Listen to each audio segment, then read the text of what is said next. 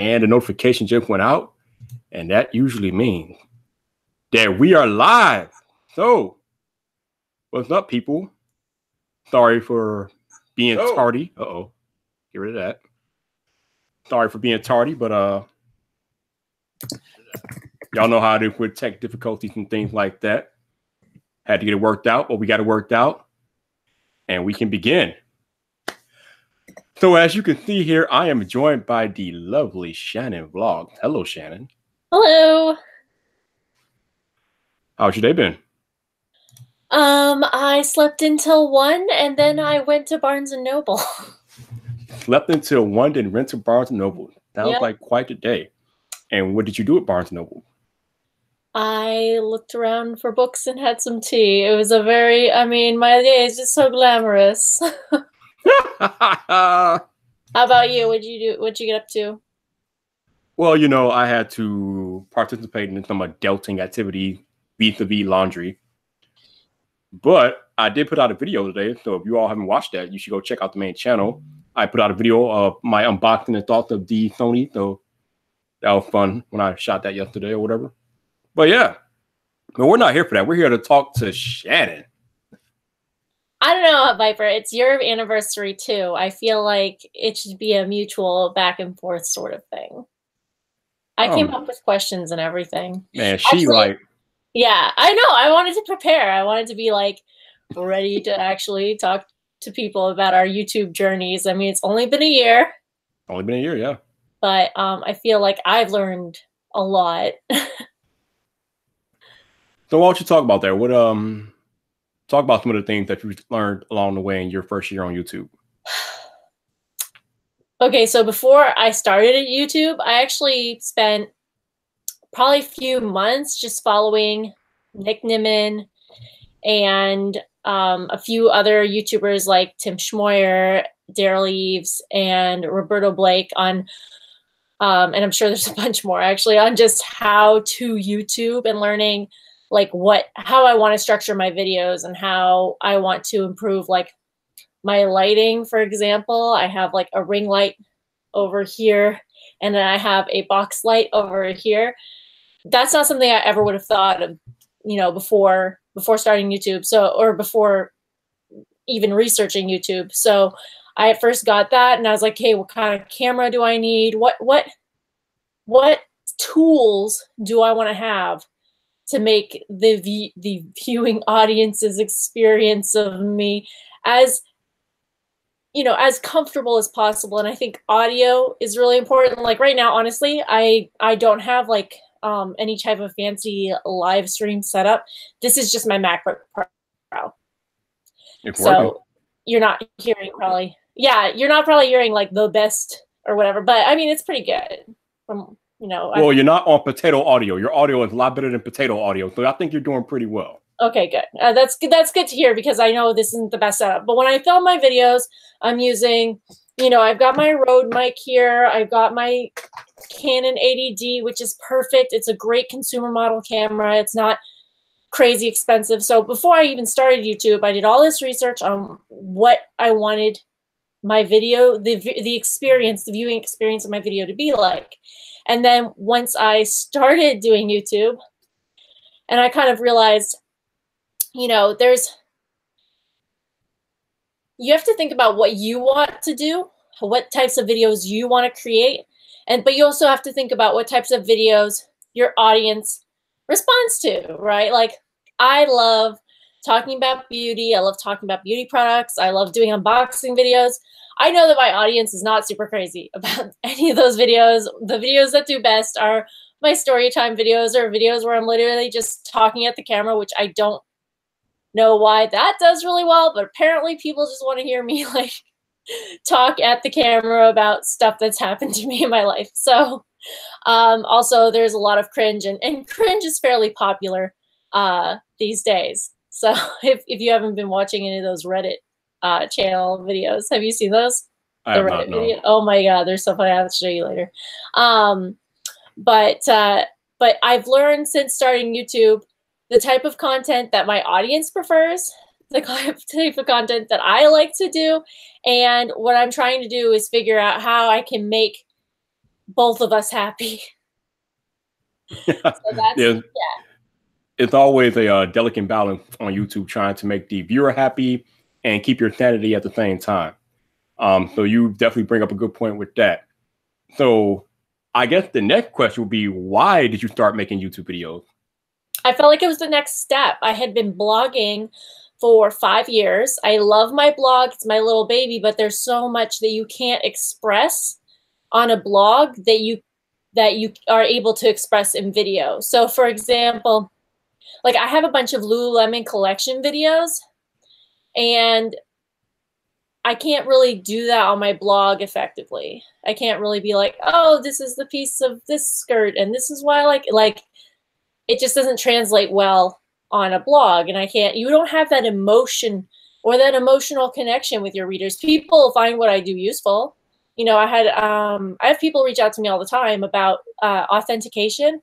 So I'm kind of known for knowing everything about Lululemon. And for whatever reason, there are lots of like fakes, like Lululemon, like knockoffs. And people will reach out to me and say, hey, is this real or not? And I get that people reach out to me all the time like that. And it's great for me to be able to connect with them over email, but I don't really get to connect with them that well just writing stuff. I feel like people connect with me better on video. I think it's a way better medium.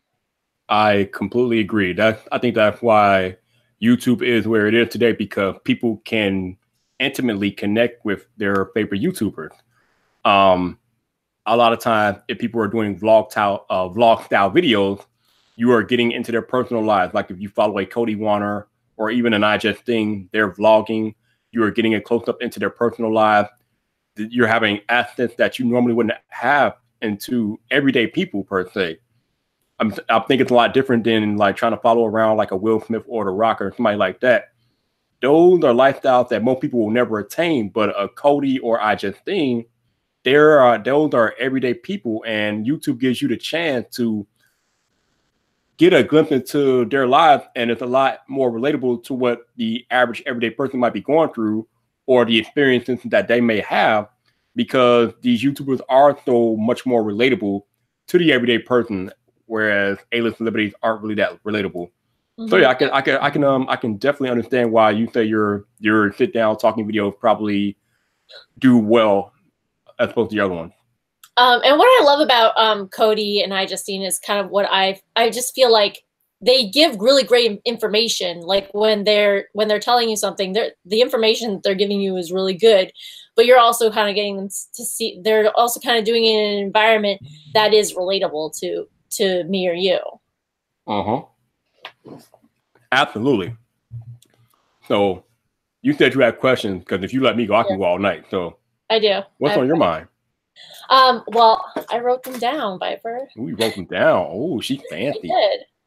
So one of my questions was, why did you start YouTube? That's my first question. Why did I start YouTube? So this is an apropos question, given that today is the anniversary of me beginning YouTube.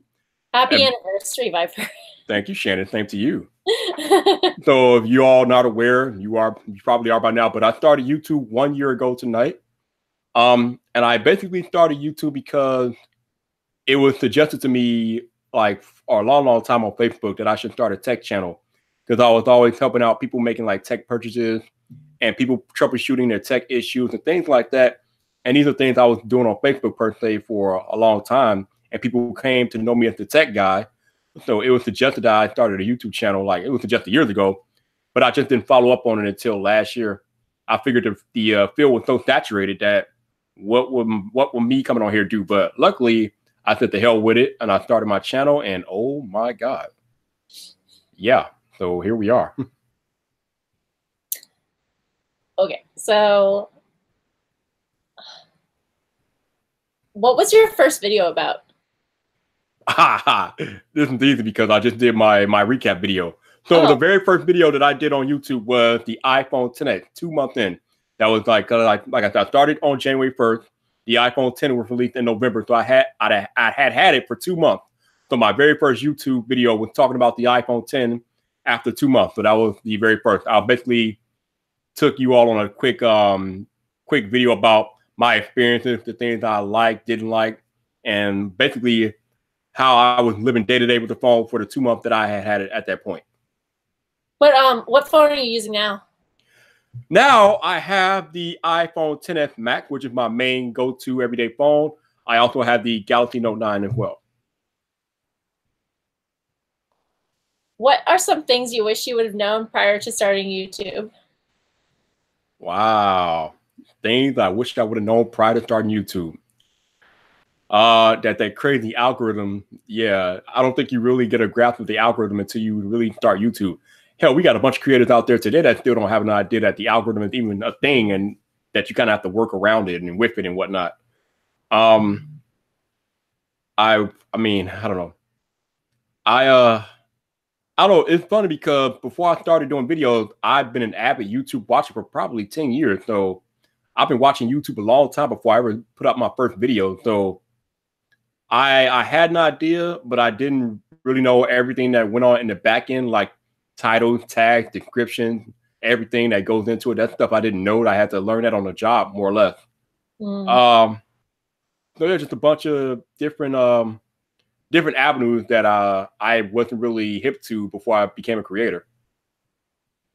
Yeah, I feel like I learned a lot about the algorithm as I, sort of tested the waters with different videos, and I still feel like I'm finding my voice. I still feel like I haven't really settled into what type of content exactly I'm going to be putting out there, and I'm really happy to have like the subscribers that I do have that do come back and watch my videos, and you can kind of tell like what ones they're interested in, what ones they're not, but they still stick around even though I put random stuff up sometimes. But I am still finding my voice, and I feel like that's just a learning process. Like that's going to take longer for me to learn than anything even remotely static, like the algorithm or things that YouTube favors, such as publishing more frequently. I feel like my personal stuff, sorry, Genosis is making me laugh in the comments. My personal journey is something that's a constant learning activity, and that's just gonna be. I was trying to watch my first video the other day, and I was like, oh my god, I'm so cringy. I'm just like really, really green, as they would call it, like very new. It's just really obvious that I'm super new to being on camera. And actually, I feel like super new to being live. Like I've been live on your channel a bunch before, but I still always get kind of nervous, even just being on here with you, even though I come here, I'm here from time to time, but I still feel like that's a learning process even. Yeah, like well, I was like it kind of made me chuckle when you were talking about how you were going to prepare and take notes. I'm like, this isn't our first rodeo. We've been live a few times before, so I mean, I don't know. I guess it's just one of those things we all react differently to the different situations. Like, as you know, I've been doing this live thing for about half a year now. I've had live streams go as long as 8 hours. Hell, some have been gone to 10 hours. But you've only seen eight of them. So it's just I mean, but like you were saying earlier, everything is a learning curve. I mean, it's a process. The more you do it, the better you get. Like I always tell people, repetition is the father of learning. Excuse me, that's what I'm trying to say. Absolutely. I couldn't agree with you more. I know that my videos are getting better. Every single video I publish, I feel like it's a little bit better than the last video that I published, especially a lot of my very early content. I feel like I just wasn't really being myself as much as I could be because I was still really holding back. I didn't want to have any controversial opinions. I didn't want to, upset anyone. And I kind of agree with, I see this on Twitter all the time. If you try to please everyone, you'll end up pleasing no one. I see that all the time. And I really think it's true. I think that, but it's my nature. I'm a people pleaser. I have that in nature. So I always just want to, I want to try and, tiptoe along things, even if I strongly believe I'm right, or if I like have data or, whatever it is, I'll still be like, oh, just you know, this is kind of the way that it is. You know, I still tiptoe around things, and I'm trying to do that less because I should more care about creating content for people that trust my opinions and wouldn't judge me for being wrong one time, you know. Where do I begin with this? Where do I begin? So let me, you know what, the hell with it. Let me get this straight. So you, the woman with 3 degrees, is trying to tiptoe over people who can't even hold half your jock. Are you serious right now? No, Shannon. No, no, no. It is your channel. It is your YouTube channel. You make it what you want to make it. So here's the beautiful thing about YouTube. It's optional content, right? Which means people don't have to watch you. If they don't agree with you or they can't handle something that you don't say that they don't agree with, they can mosey along and go somewhere else. They don't have to stick around. It's not, see, a lot of times people feel like disagreeing is bad. No, disagreeing is not bad. A disagreement is a learning experience, because even if you don't agree with somebody else, you can learn from their perspective and try to figure out why you guys disagree. A disagreement is not a bad thing. It is a learning experience. Too many people are so damn afraid of disagreeing. Why? That's how we get better. That's how we grow. What the hell, dude? Yeah, that's so interesting to me. Actually, one of my favorite conversations that I've ever had was a 3-hour long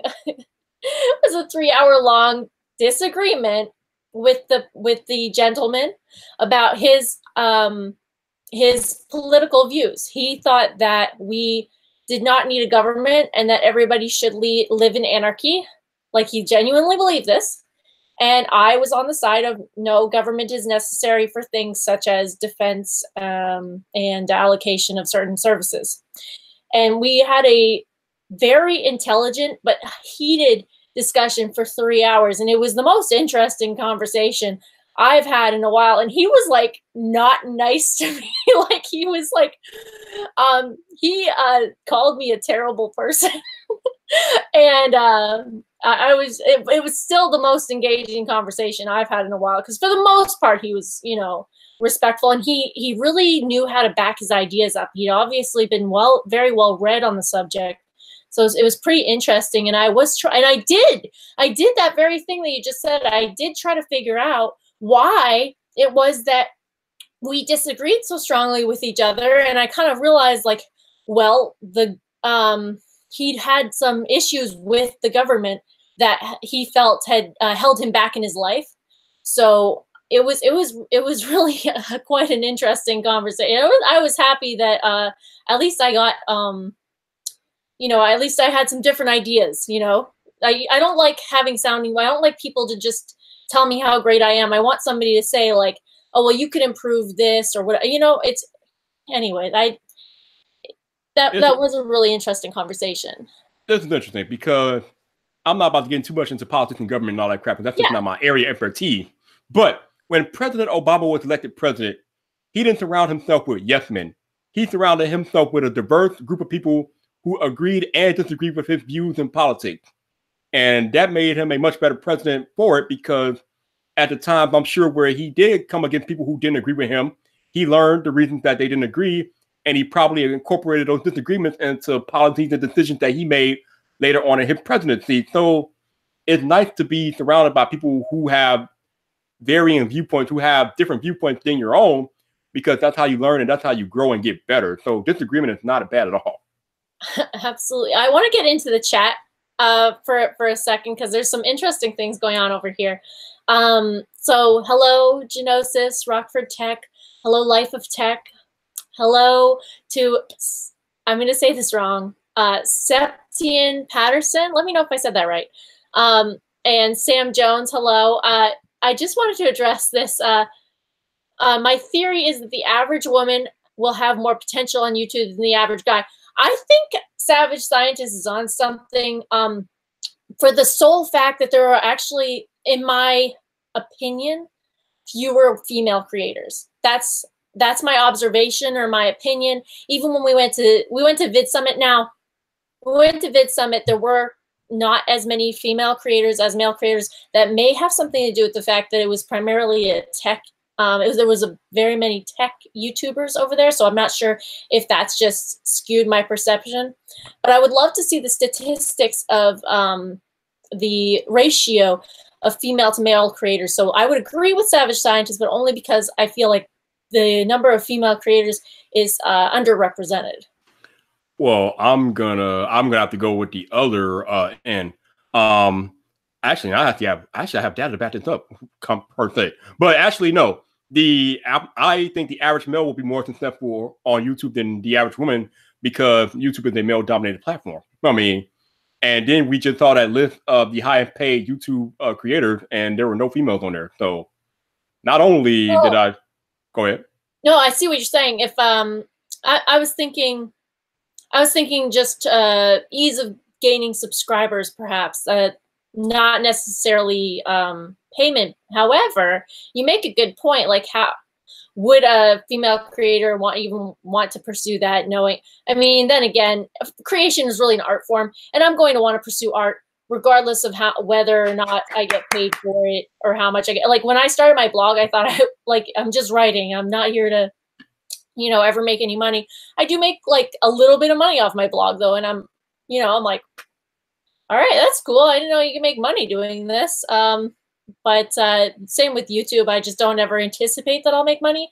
However, I know myself and I'll probably be here for like 5 years and like eventually I'll start making like a few dollars here and there. I'll be like, oh, it'll be just like my blog. I'll just be like, oh, okay, we can actually make money on here. But yeah, if you can't, maybe some female creators might be turned away by that, but I'm not myself. And, hopefully we can crack that list, Now, me saying that, by no means do take that as me saying that female can't succeed on YouTube, because obviously they can. I'm one of the firm believers that anybody who wants to succeed on YouTube can do it if they put the hard work and the grind into succeed on YouTube. I mean, it's there, the opportunity is there, whether you're a male or female. I mean, we see there are big time females on the platform, like I just mentioned. I just Steen, we got Lily Singh, we got Liza Coach, whoever her name is, and you got other females that are coming up. We got a few females in the tech space, like Erica Griffin, Tech Me Out, Nothing But Tech, Crystal Laura. I mean, there are women on the platform getting it done. So just because I feel like the average male will be more successful, by no means does that mean that I don't think women can succeed on YouTube, because they have, and they will continue to succeed on YouTube. So, yeah, I agree with what the Reds said. If they're turned away, perhaps they're doing it for the wrong reason. We got the Reds in here. Nice. A ton of money. You're probably, you probably are doing it for the wrong reason. I mean, I think that's, again, it's a grind. You work hard at something for over a long period of time.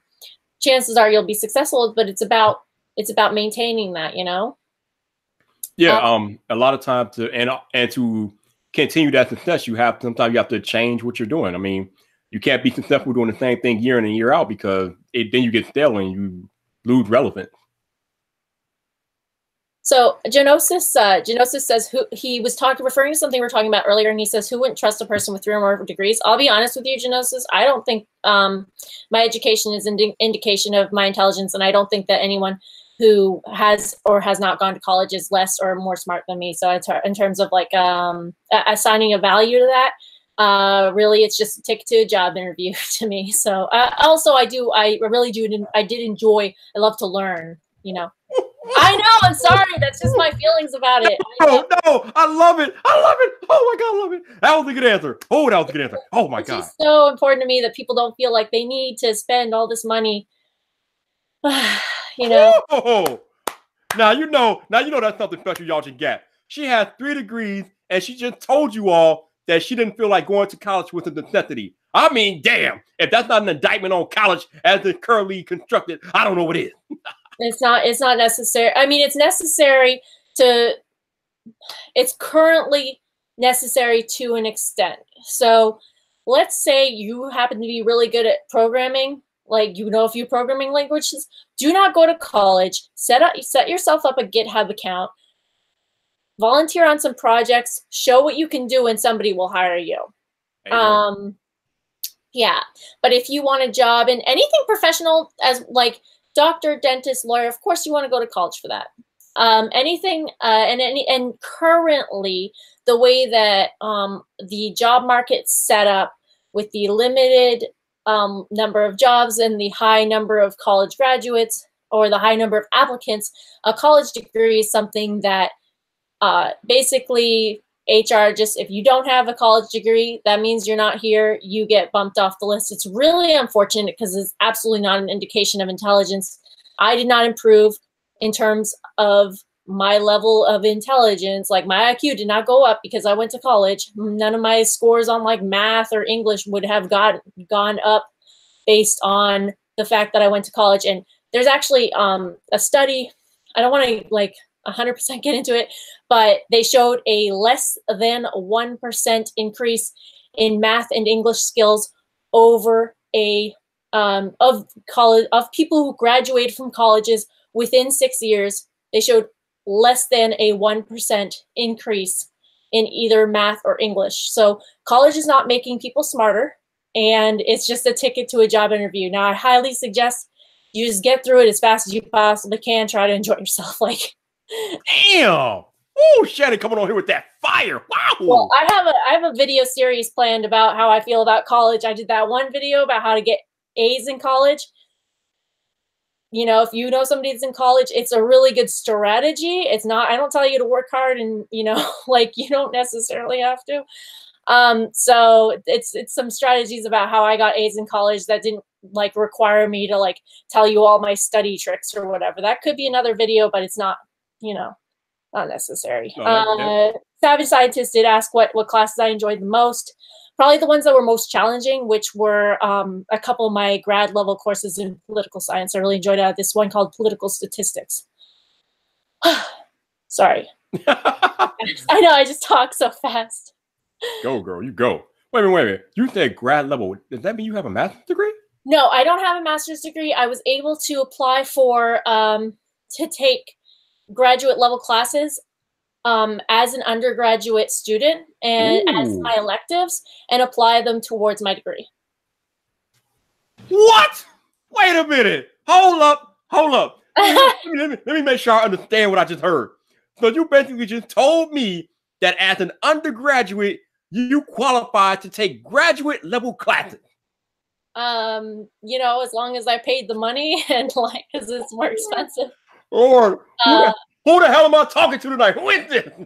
But also, you had to have good grades, like, and you had to have the recommendation of a few professors or whatever. It wasn't that big of a process. I just had to apply. Let me put these glasses back on slowly because I just got a bum rush right here. But it's okay though, man. Wow, you are something else, girl. You are something else. Thanks, Christian Taylor. I will check out Paul Grosclose's video on that. Hi, Justine, getting paper regardless, says Septian Patterson. Oh yeah, Justine has been killing the game for over a decade, bro. Of course she's getting paper. Do you think women are more nervous to start a YouTube channel than men? I actually was, like, personally, like, nervous to put myself out there, but I think that's just a personal thing. I think everybody experiences that, you know, that like nervousness or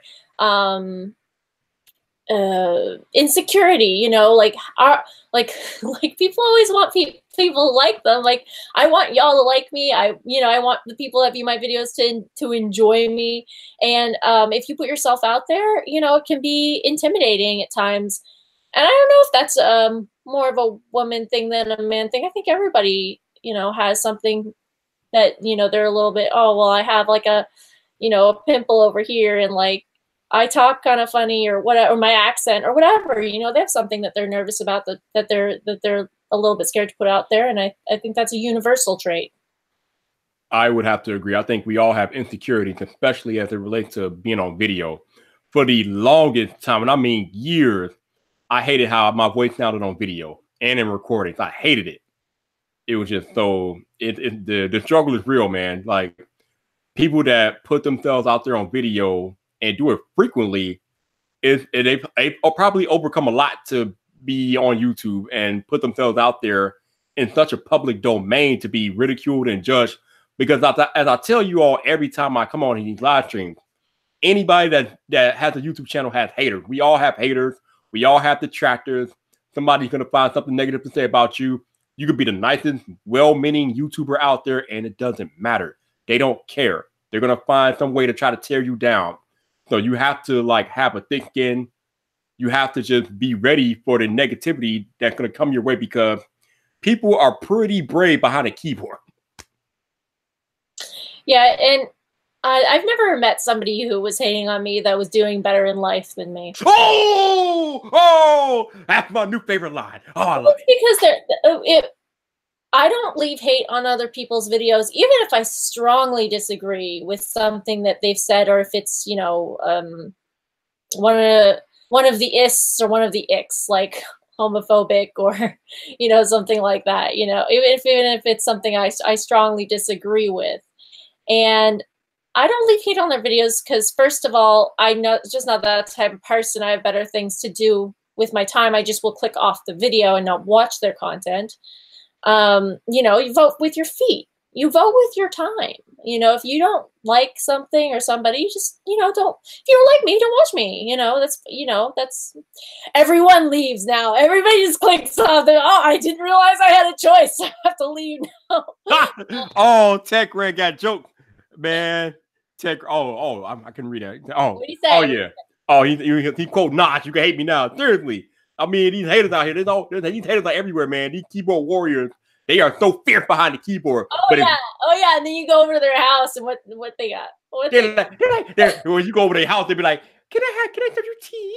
Oh my goodness, can we take a photo together? Like, right, exactly.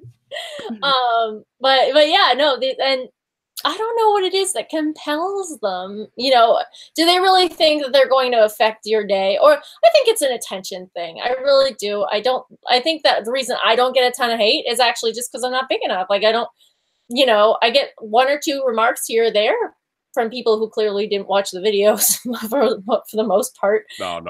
They know that Shannon is under Viper protection. Y'all hate on Shannon. Y'all, I'm coming for you. I'm just saying, I am coming for you.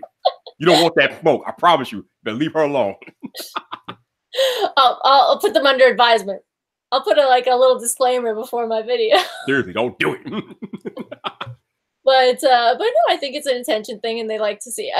However, I saw this girl on Twitter, and she was saying that she had pinned the comment of the hater. Every time somebody leaves her a really, really terrible comment, she'll pin it, and they erase the comment. So they're like, "Oh, I wanted attention. I don't want that much attention." Oh, that is genius. None of us thought about that. Yeah, I thought that. It's like how John Prosser always like tweets out stuff and stuff like that. Oh, that crap me up. I start doing myself a little bit, tweeting out the haters and responding to them on Twitter. Funny. Yeah, absolutely. The Reds just commented. I'm assuming it's Christina, whatever. So she says, I dropped out of college and I'm making more than my previous teachers. You have to be smart and hustle. Absolutely. Yeah. One of my professors, actually the dean of the business school asked me if I wanted to be a business professor. And I was like, don't you guys make like 30 grand a year or something like that? And he's like, oh, you've been talking to the humanities professors. Humanities is like social science, political science. And I was like, yeah. But, you know, you don't have to. My point is actually they don't actually, your professor's not actually making that much. The money that you spend on school is not getting given to the people that are providing you an education. It's getting given to new facilities and new buildings to attract more students, and then of course research, because that's a really important part of most higher institution levels of, anyways, most institutions of higher education. Yes, that was Seriously. the words I was looking for. I think we can all agree that teachers do not make the proper dues that they should make, because that's true, especially considering the amount of money they spent on that degree, because you minimum have to have a master's. So yeah, it's expensive. It is crazy. Christian Taylor is like, I hate the constant pressure that people feel for to go to college right after getting out of high school. And I agree with that. I think there are a lot of other jobs out there, especially, man, that's great. I'm going to put everything I have into entrepreneurship. That's awesome. You know, you do it. Like, if there's anything that we need more in this world is entrepreneurs. Yeah, yeah, yeah. Um, it's interesting being looking at entrepreneurs because entrepreneurs, in my estimation, they are a beacon per se. They are they are everything that is possible outside of conventional means. Because becoming entrepreneur, excuse me, is not conventional. It's not the conventional means. Like when you take a look at what society dictates that we should do and what they celebrate as the norm, you got to go to college, get good grades, become a doctor, lawyer, nurse, whatever the case may be. And entrepreneurs are like, no, you do what you got to do to get advanced and get educated and become an expert in whatever field of study that you think you can, and then you go out there and make that money. I mean, this is not stuff that the typical society like champions. So it's almost like an entrepreneur is an outsider. They're rebels because they are rebelling against the societal norm of the way that you should make money. So I love it. It's beautiful. I think entrepreneurs should just like my best advice to entrepreneurs as a non-entrepreneur is fail fast. You know, fail hard and fail fast. I know a lot of people who have become successful entrepreneurs and they've tried 6 or 7 different businesses that did not get off the ground, and then they found one that had a lot of potential, but also they were able to manage, and they're doing very, very well for themselves. I think one of the best things about being an entrepreneur is that ultimately you can become your own boss, or actually you are your own boss for the most part, and you can completely dictate how you live your life. Like it's a beautiful thing. Like I've never been in this position, but I can't imagine how it's a beautiful thing not having to report to somebody or not having to answer to somebody. As an entrepreneur, you answer to you. Like you can dictate your life on your own terms. You can do what you want, go where you want, be who you want to be. And that's all through your own hard work and dedication. And it's a beautiful thing. I love it. Yeah, as far as like, there's another side of that coin though. Some people can't like be like, oh, well, I don't have to work today. And then they're like, oh, well, you know, I can always push it back to tomorrow too. So there's that other side of that coin. So, I mean, I think it really takes a special person to be an entrepreneur and then to become successful, because if you want to be an entrepreneur, you have to make sure you get that grind on. You know what I'm saying? Oh, no doubt. No doubt. I mean, procrastination is just in all forms though. I mean, non-entrepreneurs are procrastinators. I'm the worst. I'm the worst. No, I'm the worst. I haven't been doing like, I just haven't been doing a ton of videos lately, and I'm kind of getting on myself for that. But yeah, why are you depriving me my Shannon time? What's going on here? It's intentional, Viper. You know, I'm just uploading them to a different channel. It's all there. I see how it is. I see how it is. I think Uncle Dan has a certain point. He says there's twofold reasons besides education. It transitions you to self-efficiency and proves to employers you can finish a long-term project. I don't know about this self-efficiency. I'd have to look into that a little bit more. But as far as finishing a long-term project, if you look at the people who actually do not complete college, university, 60% of those are not completing it. Actually, it's probably higher than this, but the stat that I saw said 60%.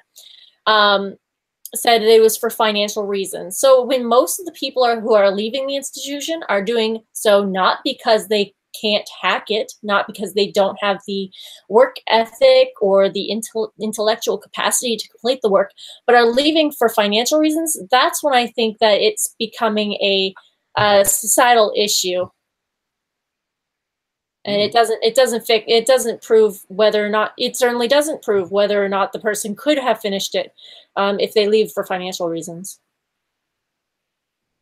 Yeah, that just goes back to what I was saying though. I mean, yeah, having a degree or whatnot shows that you can finish a long-term project, but there are so many roads to take to get to your long-term goals that don't require a degree, as you already know. So like writing a blog. Start writing a blog. Anyone can write a blog. Anyone can write a book. Those are both very long-term or long-term vision projects that you can do. Learning how to code, contributing to projects, volunteering. These are all long-term things that you can do that prove that you can stick to something long term that don't require you to spend 20 or 30 or 70, whatever, how many thousands of dollars on an education. People fear what they don't understand all the damn time. Congratulations to modern day family man for paying off one of his student loans yesterday. Good job. Awesome, bro. Good job. Yeah. So earlier tonight, you were talking about still trying to figure out which way you want to go on YouTube. Now, you know, I perused the Shannon catalog, and there's a lot of Lululemon stuff. Obviously, that's your big thing. But there's a lot of beauty stuff in there too, which are your different palettes and things like that you've done. So yeah. I watched it all. Well, not all. I watched some of. I watched a lot of it. Once in a while, you don't watch me all the time. Once in a while, you just you know. I watched the palette videos, some of them, a couple of them. You know, I've watched it. You know, it is what it is. But so like my question is, what do you enjoy making though? Like, because ultimately it really comes down to what you enjoy doing. So what is it on YouTube that you enjoy doing the most? Okay, so I love a couple of my storytime videos. I really like the one about being homeless, because it's just raw and real. And it's just, you know, it's something that I love my story times because it's just like a compilation of like what happened to me in my life. And, it's really for me, but people find it interesting, which is good.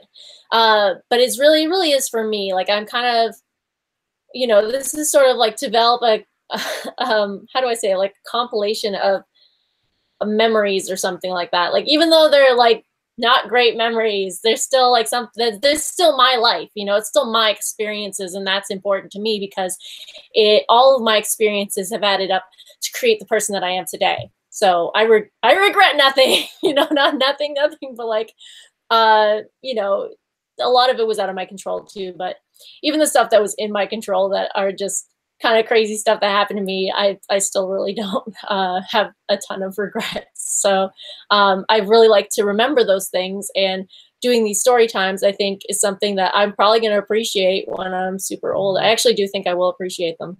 So it's kind of for me, but people seem to enjoy them anyway also. And so I'm putting those out there, and I like putting those out there. And then the other video that I did recently, which was the how to get A's in college video, that one I really like doing because I'm so passionate about education, not necessarily college itself, but improving the quality of society through teaching them in a way that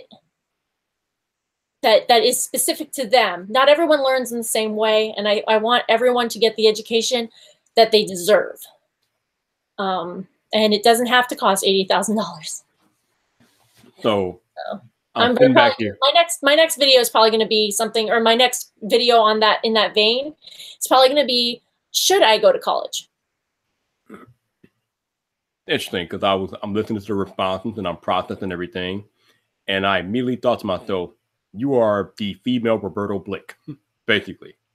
Me and Roberto have a lot of the same opinions, and I'm really curious. I would love to have a conversation with him about education, because I feel like we have the same or very similar opinions, but I really wonder if we got to them the same way or if we got to them a different way. Like, I want to know his processing behind them.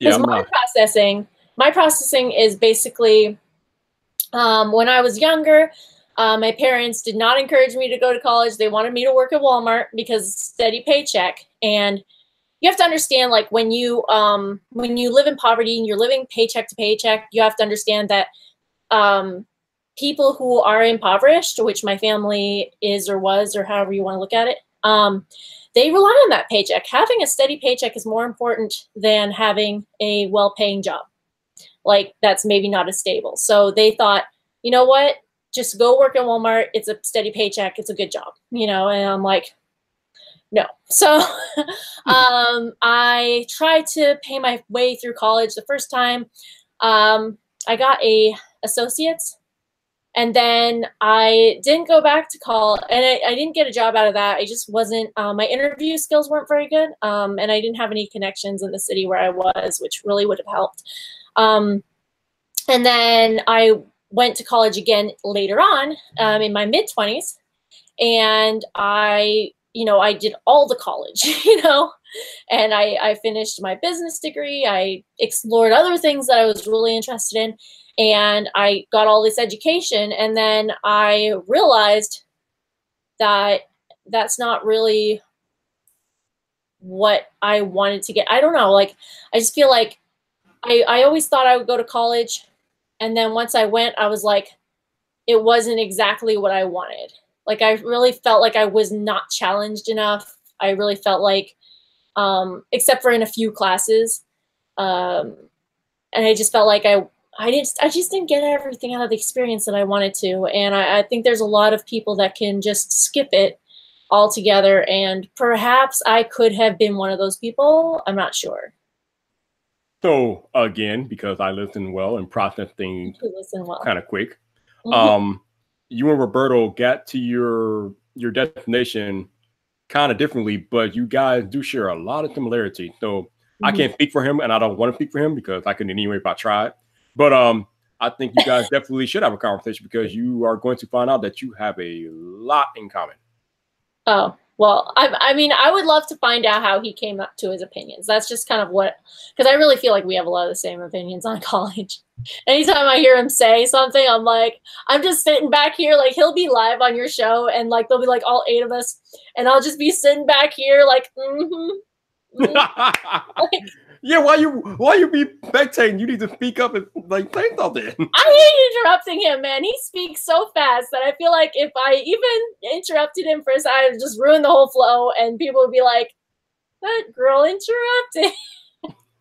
Some people want Roberto to be interrupted, man. Because sometimes, like, I love Roberto, but sometimes the dude can talk for like 5 minutes straight. You need to interrupt him. And also, he talks like 8 times. But I'm the same way. I'm the exact same way. So it's just, I have never seen you pull a Roberto and talk for like 5 minutes straight, ever.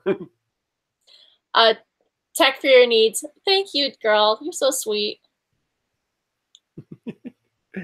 Yeah, I agree. College isn't for everybody. You all are absolutely right. I'm like so far behind on the chat. Like, I'm reading this like, yo, on fire tonight. I'm like, thank you.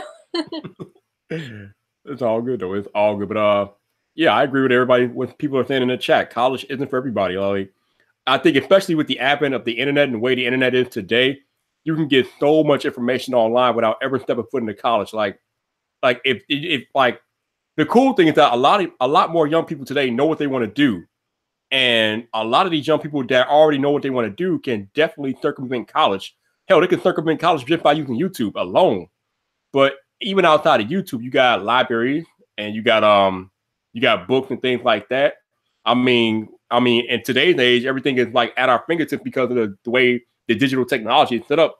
If you got an iPad or an iPhone, you already got like you got the whole world at your fingertips. So if you really can find out what you want to do and figure out the path to get there and figure out how to get the information that you need, you can completely circumvent college. I mean, it's no point no more.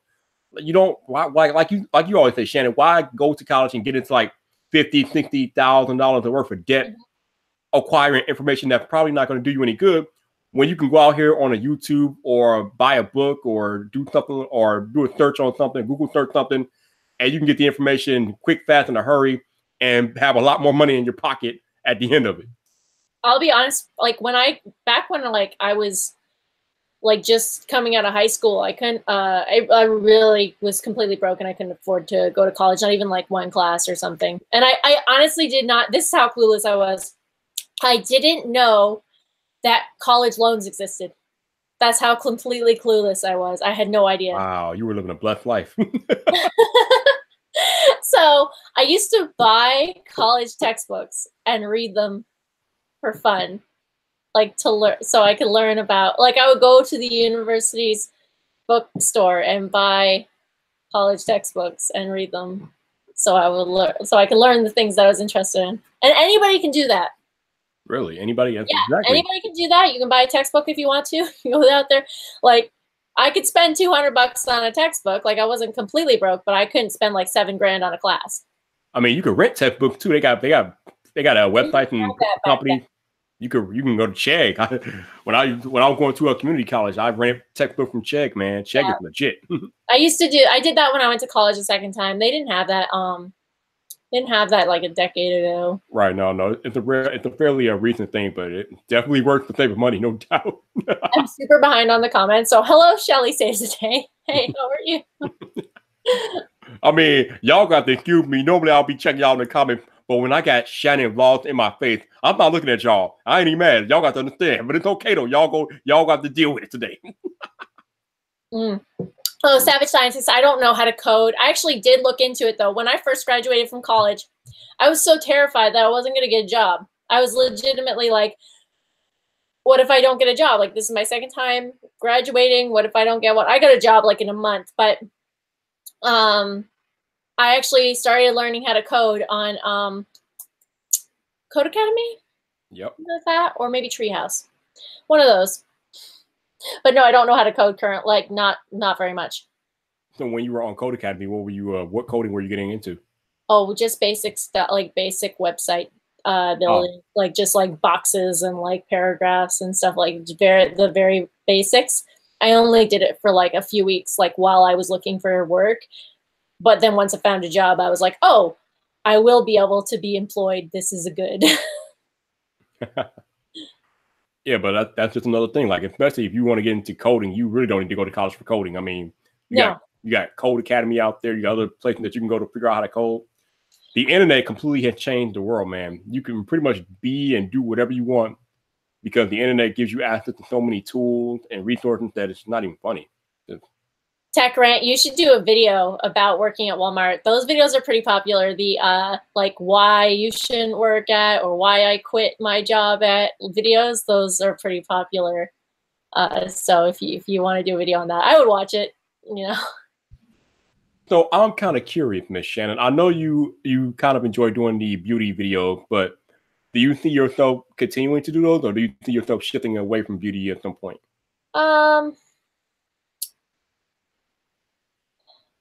I don't know. I'll probably continue to do them once in a while, just because it's something I really, I really enjoy doing them from time to time. I prefer doing my videos about like my personal experiences and like my opinions on things, but it's not. I don't know how much like content I can get out of that. You know what I mean? Like, even though I only do like one video a week, I still not sure if that would like fill a year. You can get a lot of content out of that because you're constantly experiencing new things. So, oh, that's true. You could talk about whatever. I mean, if you thought something happened in the world that you agreed or didn't agree with, you can make a video out of it. I mean, that's the beautiful thing about life and the way we live life. We are constantly learning something new every day.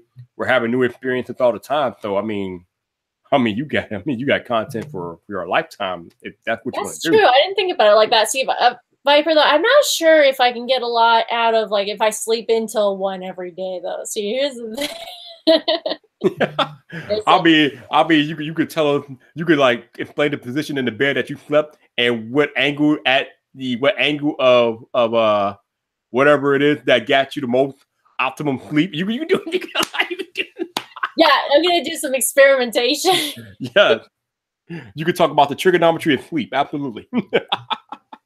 Yeah. I'm all about that math too. I was great at math. No. What? Shannon?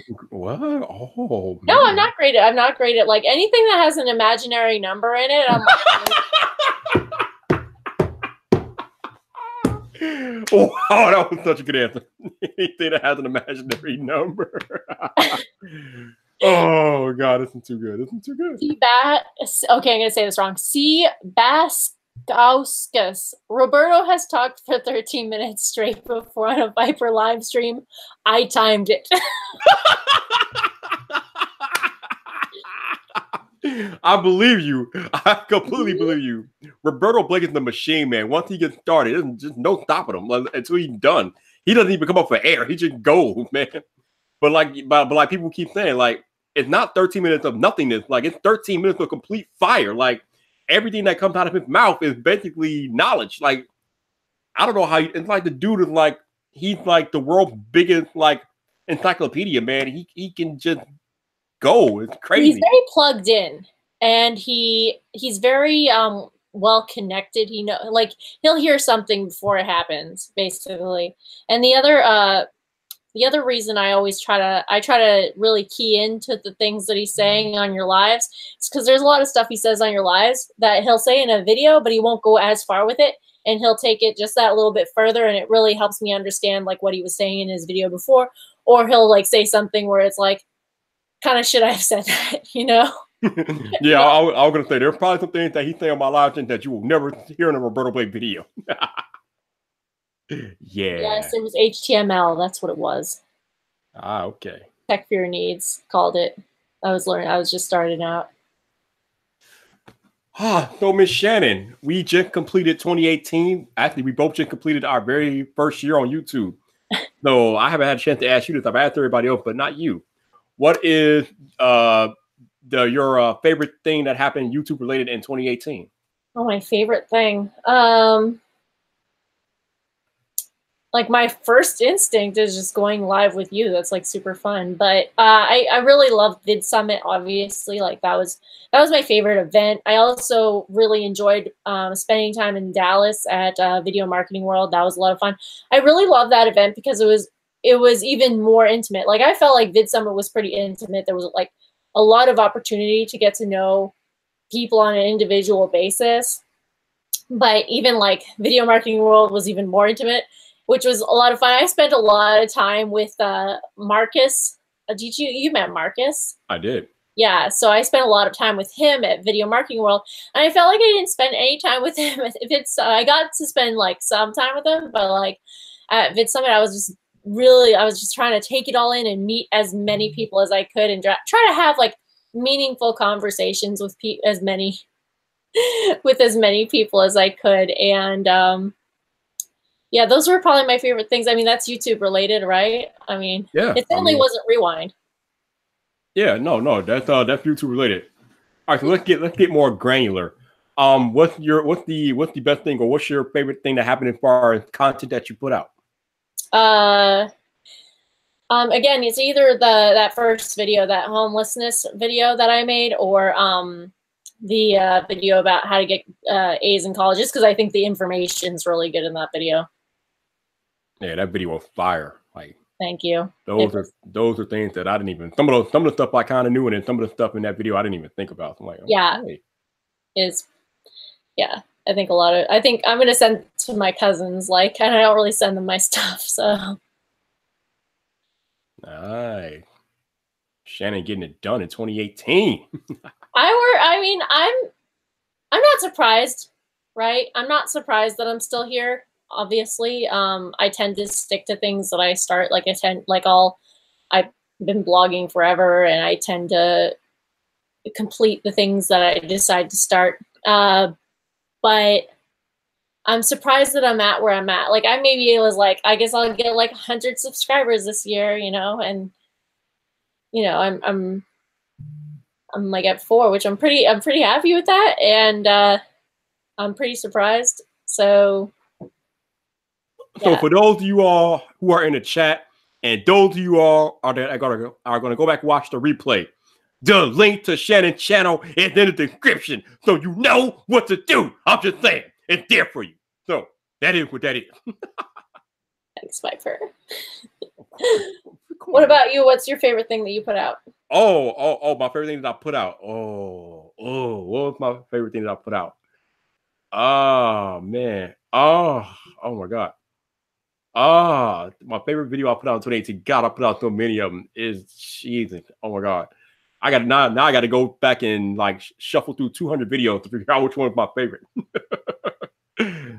I'm not gonna say the live stream because the live streams are too easy, but as far as actual video that I put out, the Nacho Mania video was pretty entertaining because I had fun with that one, and that one was kind of the one that started to get the channel a little traction. So that was pretty cool. Let's see what other my favorite videos. Probably one of my more memorable videos is the video that created that GIF that is now famous online with me slapping the HomePod around. It's called Captain of Team Apple Rage Quit HomePod. And so I was so mad at the HomePod that video, I ended up slapping it and I made it a GIF. It's crazy. So yeah, those are probably a couple of the moments, and then obviously there was the collab I did with Jonathan Morrison. That was pretty cool. That'll probably be the best camera I will ever shoot a video on. Was it red? It was a Aria or Aria. I forget what the name of it is, but whatever it is, it cost 40 people, cars, and housing combined. So yeah, it's expensive. So yeah, I've had a few moments on YouTube in 2018. I've had a few. So Shannon, we are now in 2019. So what are your plans for YouTube in 2019? What do you want to? What are some of the things you want to get accomplished in 2019? I would like to finish my book. I do not know if I will be able to accomplish that. I've honestly been working on it for like 3 months, and I am like on chapter 2.5. So out of like, I want to have like it's going to be about 14 chapters or so. I would like to continue my current upload schedule of 1 a week. I think that's something that's manageable for me. And then I want to write more on my blog. I kind of started to favor YouTube over my blog, and I want to get back to writing my blog. I still wrote a bit, but I didn't write as much as I wanted to. It's honestly just a lot of my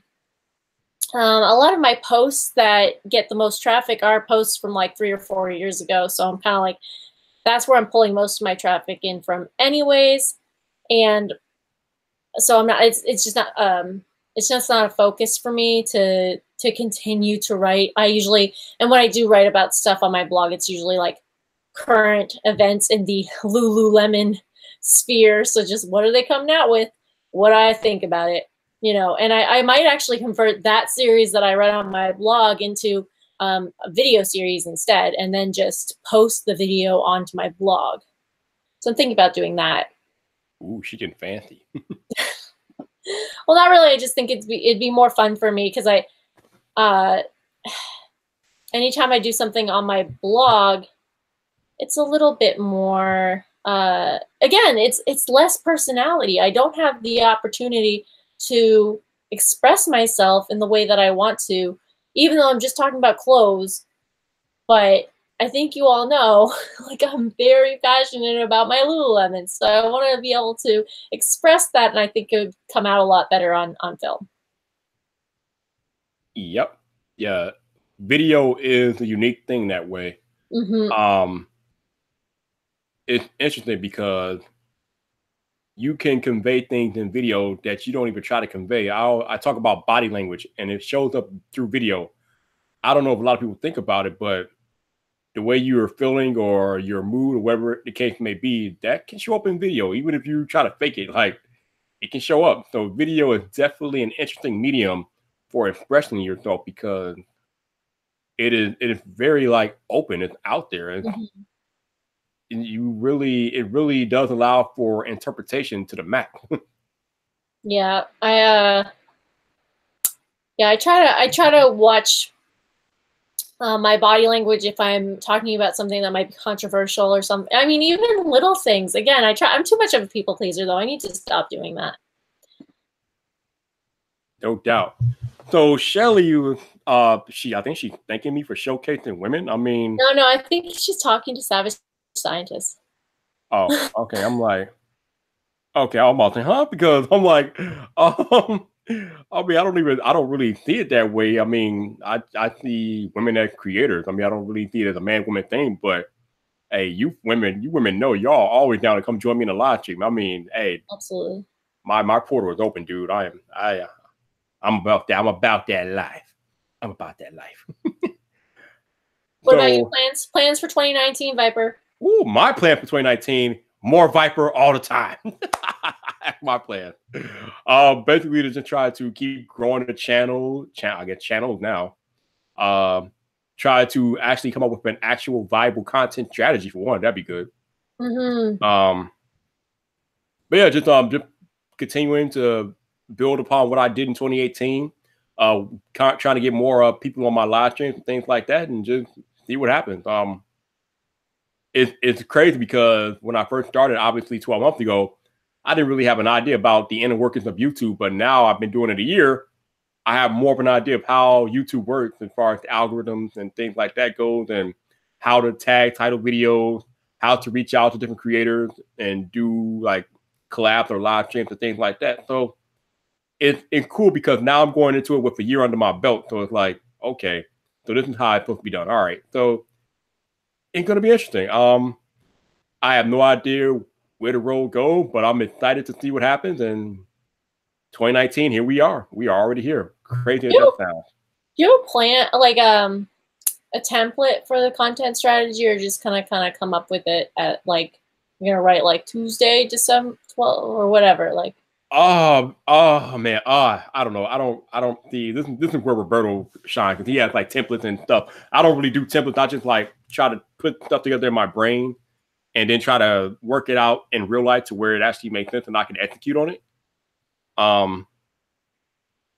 So yeah, like I already started like my behind the YouTube series on this channel, which I need to put out episode 3 at some point. And then I want to do a series this year showcasing the best laptop in the weekly Best Buy advertising. So I think that would be pretty cool if I can get around to doing that. So yeah, just doing different things like that and trying new things, see what happens, and yeah, going from there. But